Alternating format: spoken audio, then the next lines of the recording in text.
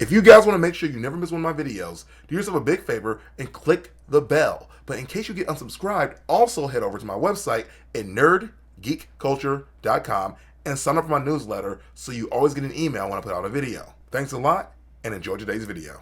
Hey everyone, it's Chris and I am here for you right after the Nintendo Switch launch event where they finally announced the release date, the release titles, and some more information about the Nintendo Switch in general. And I just want to give my assessment of it and the rundown of the games and things they talked about, and the things that made me excited, the things that made me a little bit underwhelmed. Let's just get right into it. So immediately I'll tell you guys that this presentation for me was a clear 6 out of 10.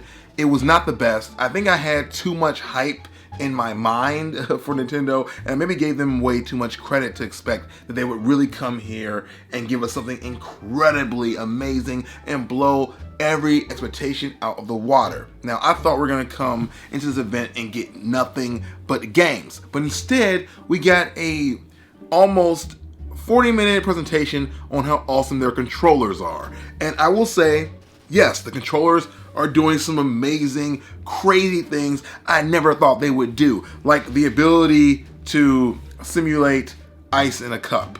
And I wondered as I watched that, and I was like, okay, when will I ever really need to simulate holding ice in a cup? It is a technological marvel, and it's amazing that they can do that. But at what point is that going to be essential to me in any game that's really, really awesome? I mean, again, let's come out with a game called Ice in the Cup. I don't understand Nintendo sometimes. Like, they are amazing. They do really cool things. But they focus on the wrong stuff. It's like they don't know what their audience wants. Think about this for a second. If you are making a gaming system, you want really good games. Awesome controllers don't sell video games. Games do.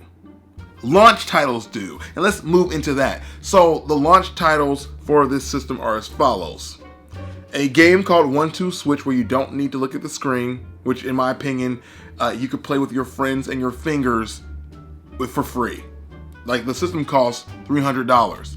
I don't need to buy this system to play this game, where you basically go, all right, buddy, look at me in the eye. Let's go.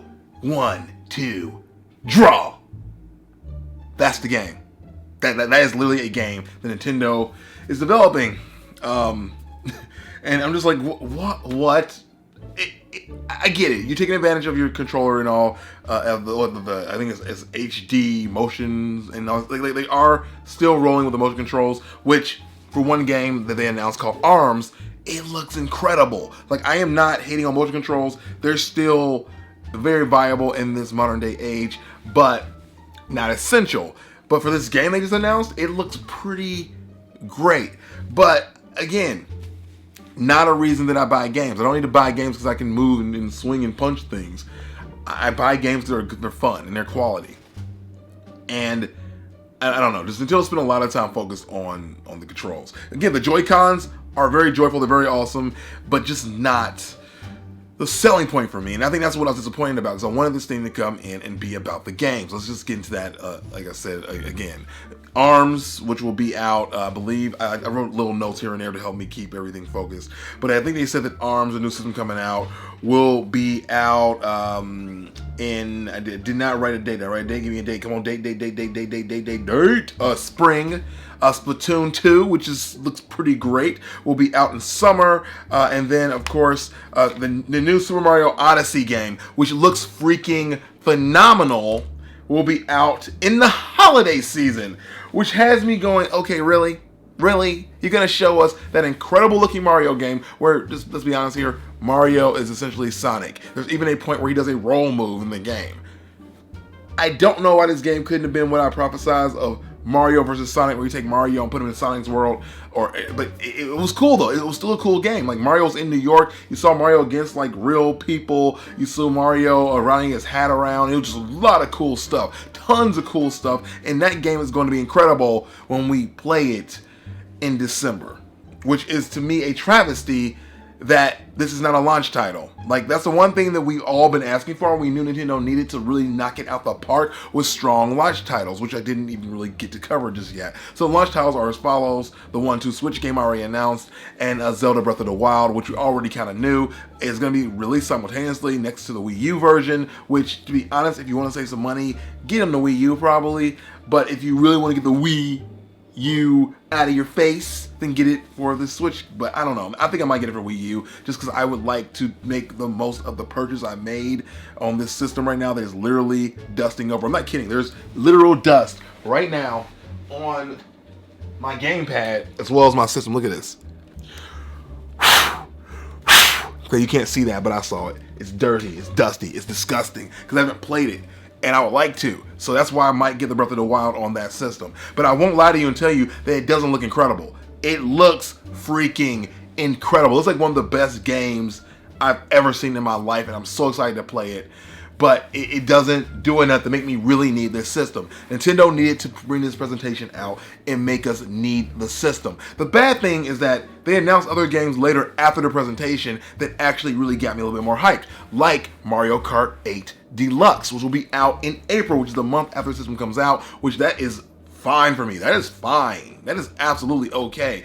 I can play, get my Zelda on, then move into Mario Kart, and then when summer hits, I'll get in Splatoon, and then, later, like I said, in December, I'll finally get my chance to touch Mario. And I'm just like, why they do it like that? ARMS will be out after that, or before that, and I don't know, I'm just kind of disappointed because I wanted more. There are over 80 games from third parties in development, including the new Sonic game called Sonic Mania, which also looks really good.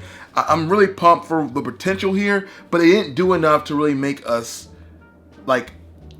make this system one that can replace your PS4 or replace your Xbox One if you want to move on to something different. One thing I didn't really mention just yet is that the Switch is going to have a battery life when it's off the actual, charging station of 2 to 6 hours. And one thing I did wonder about, what game is going to drain it for 2 hours and what game is going to help it last for 6? How will we know? Will it be a game that is graphically impressive, like anything like the Breath of the Wild? Will that game definitely drain your system within 2 hours? Or will a less intense game, like say they have a classic series, let's say old school Street Fighter 2, they showed a little bit of the screen of that. Will that game let it run for 6 hours?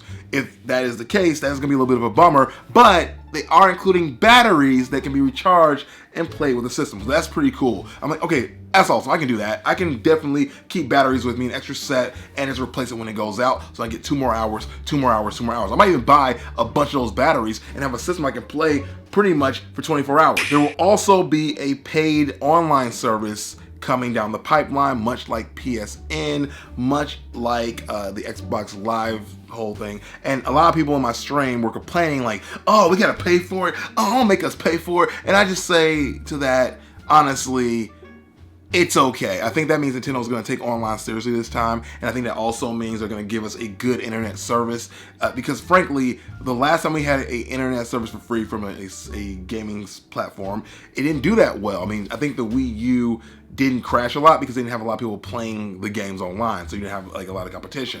I also think that I remember when PSN was free, it crashed constantly and it was really hard to get in the game. Now you have to pay for it, they put money towards things, and it just works. I feel like you have to pay for good online services. You just do. I'm hoping that it leads to a system much like PSN has, where you get free games for being part of the service, or even a thing where you get get reimbursed for your purchase of a Wii U. Think about this. What if Nintendo gave every person who put in a serial code from their Wii U or their Wii U games, free games on the Switch system that you pay through the internet service? I think that would be really cool. You get free games, you get free access to all this stuff because you supported their previous system. That would be a great thing to do and justify not only you purchasing their internet service, but also justify you buying that previous system that you got let down by. They did say it will be a free trial initially, and then you have to pay for it afterwards. I think that's a really cool thing, and I'm okay with it. I think you have to pay for good things. That's just my opinion, though. Also, for a moment, they did kind of tease at a No More Heroes 3, which is personally one of my favorite series on the Wii, period. And I'm so pumped to see that. Travis Touchdown is coming back with more lewd, crazy, adventure field action, which will definitely take advantage, I think, of those motion controls that the freaking Switch is just trying to push down our throats. Again, I don't hate the motion controls, don't mean they're bad. I just wish that Nintendo would be okay with letting them die. But since they refuse to, let's have fun with it. Another thing Nintendo's doing that I'm really happy about is they're getting rid of region locks, meaning that you don't have to worry about importing a game and it not working on your American system, or importing a game and it not working on your Japanese system. All games will play on this system no matter what you do. So if freaking Nintendo Japan puts out a game that you really want, like a new Pokemon game that they just don't want to put here, you can get it. I love it. I hope that Nintendo also makes those games available on an online market store and allows us to access any game we want at any point. If you want us to make you money, or rather give you money, here it is. Let's do it. Let's switch. Sorry, they did that a lot during the presentation. Like every other thing was, well, now let's switch to this guy. Stop it. Just stop it. Stop it right now.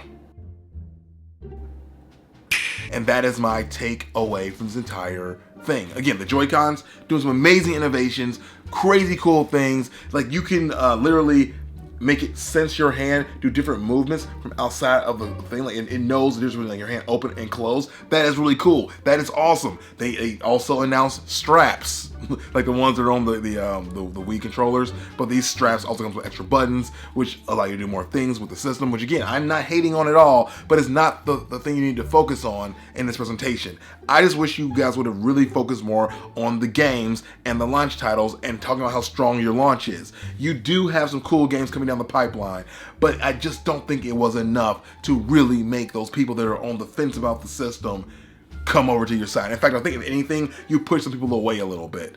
The presentation was a little bit sloppy in places too, because the translators were not always the best. One of the translators literally sounded like he was falling asleep while giving the presentation, and it didn't sound like it was exciting at all. He's like, all right, we got some more games coming out for you. Like this one with the duck. It's called Duck, Duck, Goose. That's what he did. I'm sorry, this is what he did. And that kind of ruined part of the presentation for me. But otherwise, like I said, overall, 6 out of 10 because it's Nintendo, and also because it was a good presentation, but I wanted more. What did you guys want from this Nintendo event? What did you guys expect? What do you guys want to see? What does Nintendo need to do to get you to change your mind about the Switch? And will you be getting it on day one, March 3rd, on the release date? I am personally not sure yet. I mean, just to be real, I honestly don't currently have a job right now, so my finances are a little bit strapped. And if I'm going to be crazy and really spend money I don't have, I need a bigger reason. I do. Right now, I'm like, I can wait. I can get it later, much closer to when Odyssey comes out, and play it then. They did announce Skyrim, by the way. I didn't say that. Skyrim will be there.